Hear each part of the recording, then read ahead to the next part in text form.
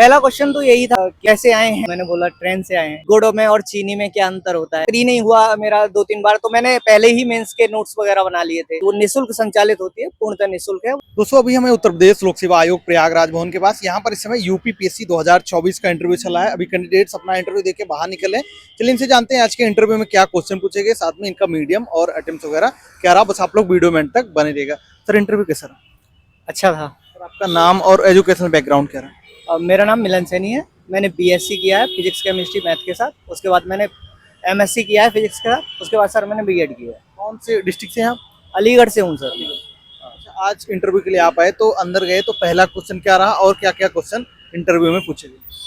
पहला क्वेश्चन तो यही था, कहाँ कि आप कैसे आए हैं।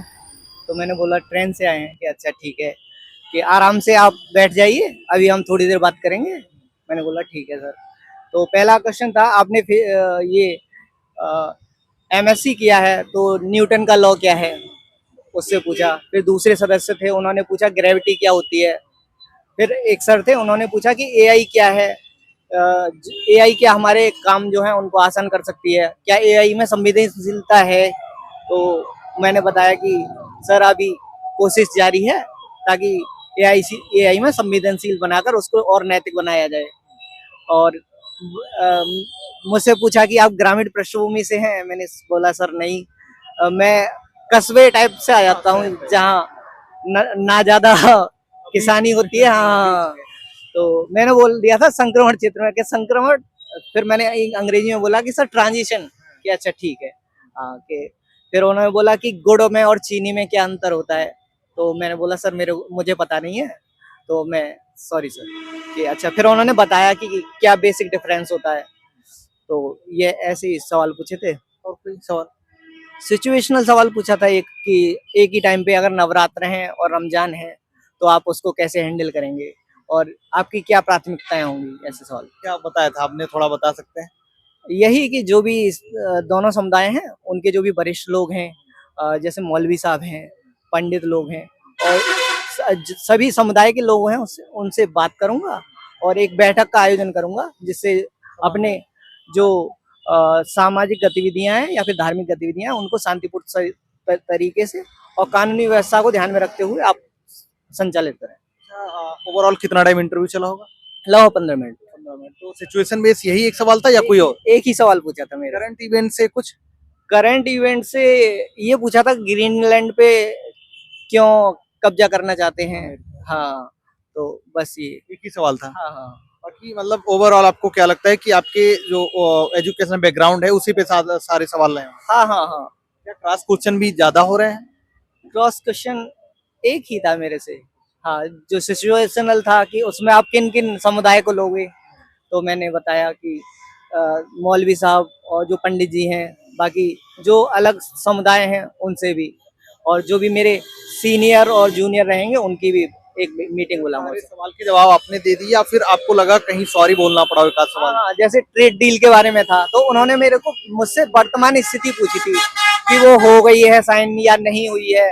तो मैंने सॉरी सर बोल दिया, मैं अभी अवेयर नहीं हूँ सर, उसकी क्या स्थिति है उस पर अवेयर नहीं हूँ सर। अच्छा, यूपीपीसीएस के आपके ये कौन से अटेम्प्ट है और मीडियम क्या रहा आपका? चौथा प्री है मेरा, और पहला मेंस, पहला इंटरव्यू।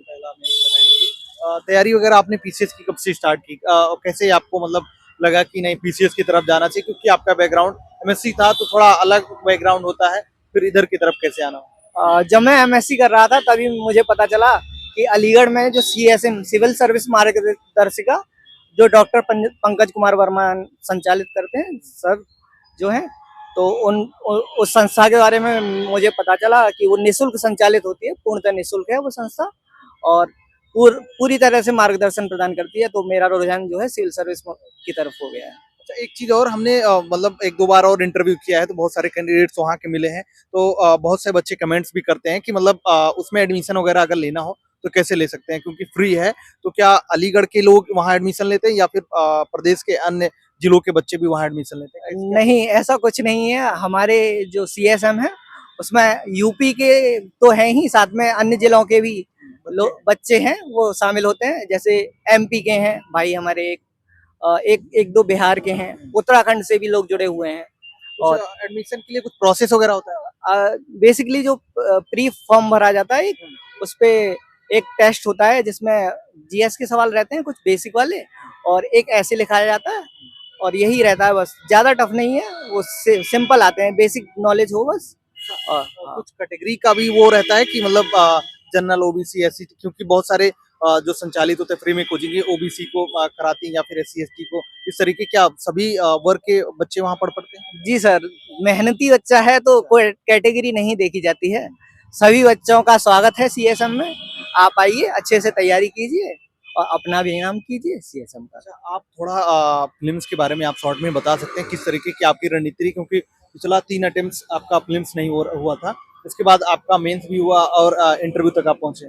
हाँ, तो मैंने कुछ changes बेसिकली किए थे आपने? घटना चक्र मैंने पिछली बार जितनी भी बार दिया मैंने कम पढ़े थे और रिवीजन नहीं किया ढंग से।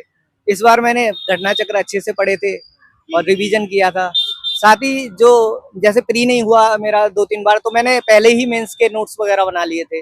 24 का टाइम काफी लंबा खिंच गया था, तो उस टाइम नोट्स वगैरह बना लिए थे, तो उससे उसका करंट अफेयर के लिए क्या चीज?